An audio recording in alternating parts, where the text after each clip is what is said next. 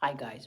I know a lot of you think that I'm all over the place, but one of the things that I try and be all over the place, if they will let me, is to keep up with my practitioners. Um, just like here, I've tried groups and all that. I make people admin, experts, all that kind of thing. Um, I'm only as I used to say when I used to do bedding and showroom design, I'm only as good as my client will let me. But that I'm here for the week for Scott. We've been talking about movement nonstop. We're on the train to Edinburgh. We're talking about movement. Nicole, how are you, sweetheart? Mwah. Um, sorry, guys. I'm very fortunate. I have friends all over the world, and Nicole is one of them. And whenever we get a chance, we try and peek in. But I'm on our time zone for a change. So, um, I'm here in Scotland for a week working, or 2 weeks working with Scott. We did the training, but we've been talking about movement nonstop. We talk about it on the train. We talk about it over at the pubs. We talk about it, watching games. We talk about it. Matter of fact, one of the things we're going to start doing is like a podcast, and we're going to actually be sort of like reviewing more extensive movements and talking about and presenting what movement lessons should look for sports. But one of the things I've had to do with one of my clients this week is do some palette work. So here I am doing some palette work.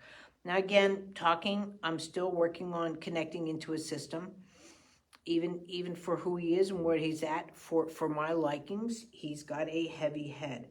A lot of modalities would pick up the head. Now he drives a car. He's going for his PhD in sports. Um, I know he can move and stand and walk, but at this moment, his head is heavy. And at this moment, it doesn't matter if I'm teaching him or not, he deserves a lesson as well as teaching. Um, and people saw that when I taught touch last weekend. What was really nice about having them do the beginners class and then do intensives, it was really, you could see their level of learning to help their child, and taking it home with them was that much more engaging. A matter of fact, it was really cute. One of the things I taught this week was how to touch someone, and how to hold them, or how to take your child, and you don't just grab them by the wrist and say go, because they will automatically repel that. And even today, we went to talk, and her daughter went to in a sense grab her, but she grabbed her naturally my way. I'm slowly getting Scott's head off the ground. And I said, see, look at that. See, this is her language. This is how she needs to move. She didn't grab you by the wrist. She didn't grab you by the arm. She just lightly came in with that rotation and came underneath. And that's how she got your attention, and you went right to her. And it's really cool when they see it. And we were literally just talking about that practice at home, and because that's what Fridays are, is bringing parents where they can go forth and conquer, not worry about not being able to do this per se. And like again, I'm working on Scott the whole time. I'm working on his weight transfer. Now again, he's an athlete. A lot of people think that I'm about special needs, but because he's an athlete, I'm gonna work with him.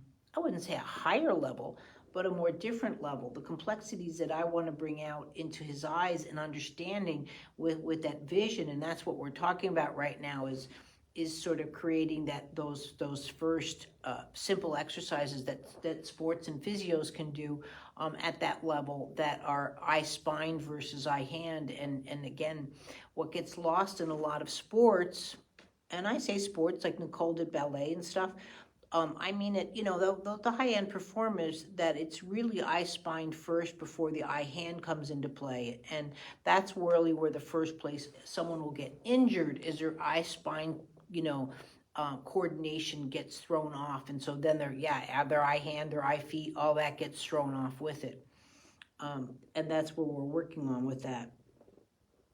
I'm getting into Scott's lessons now, so I'm going to probably bop off. But one of the things I want to talk about, I'm going to jump the gun a little bit with Scott putting on the gloves, I'm showing him how to do palette work.